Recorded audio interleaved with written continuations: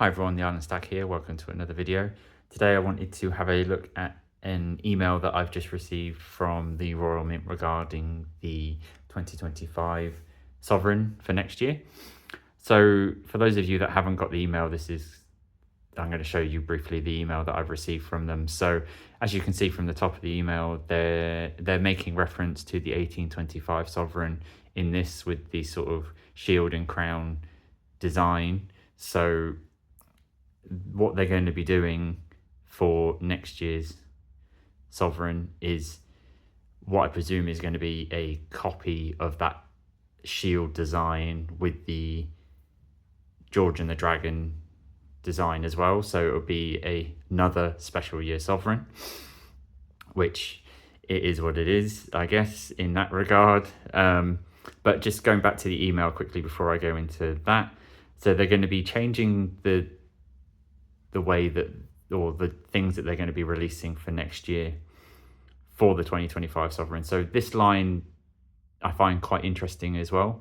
So the 2025 will be the final year that the Sovereign is struck in rose gold, which I know from comments that I have received from other people, it's going to make them happy about that. But I'm dubious as to how the Royal Mint is going to be changing that going forward. So with the Sovereigns that they've been minting recently over recent years, if you look at the product photography for them, they do look very pink on the website with the use of copper or whatever other alloy that they mix in with the gold to get the final design.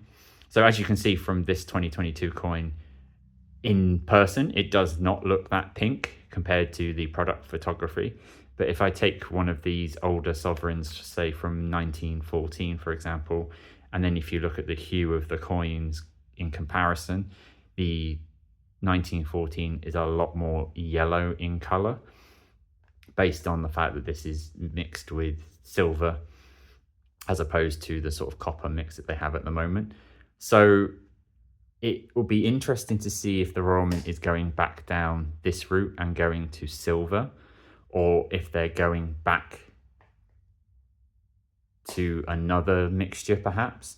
I don't know. It'll be interesting to see what they do, but if they do go back to, say, something like this, if it's silver, then that's obviously more expensive than copper, for example. So does that mean more price increases for any future Sovereigns?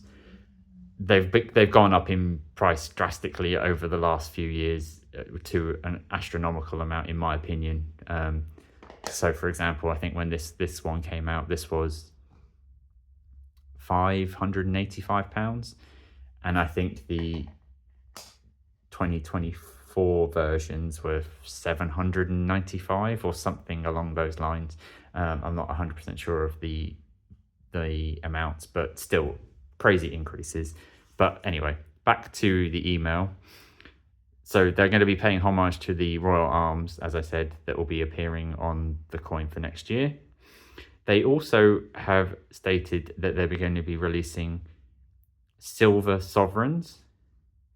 Now, I don't know if this is going to be a silver version of a Sovereign at the same size and weight, or if it's going to be a 1 ounce silver proof, for example, like they've been releasing for the other million designs that they've come out with recently. And I don't know if this is going to be an ongoing thing going forward, that alongside the gold Sovereign release each year, you're going to be able to get a silver version of that.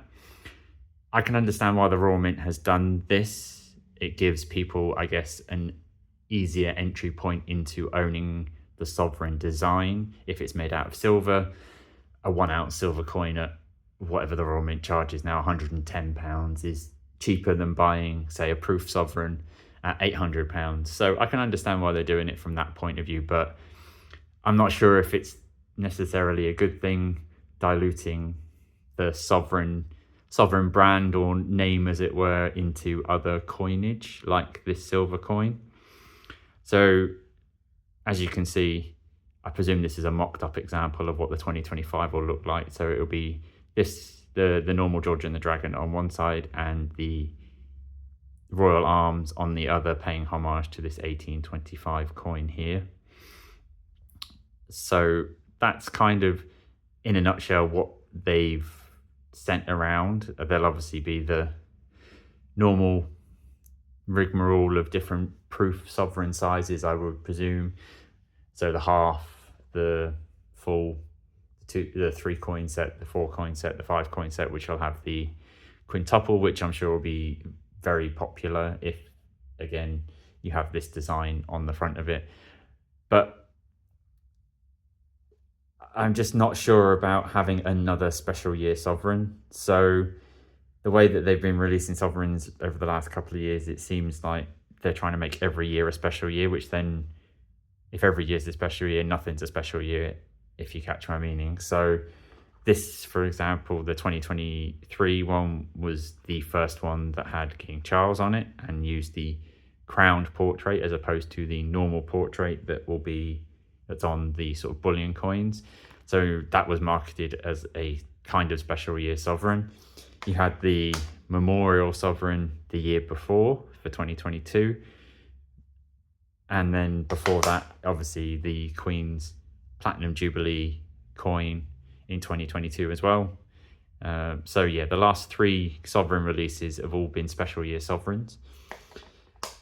And I'm just not sure if releasing another special year sovereign is the right way to go. I can understand them wanting to pay homage to the 1825 design now that it's 2025. So obviously the significant period of time, which is what they did with this one for the 2017. Obviously the original sovereign was 1817, so I understand why they did that. But I'm not sure if it's going to be well received or not. Like, I like the design, and it's a sort of classic design, tried and tested from way back when, and it's been used multiple times on other coins. So I like the design. Do I like the fact that it's another special year sovereign that's probably going to be overpriced and difficult to get? No, I don't. Will I try and get one? Potentially, if the price is right.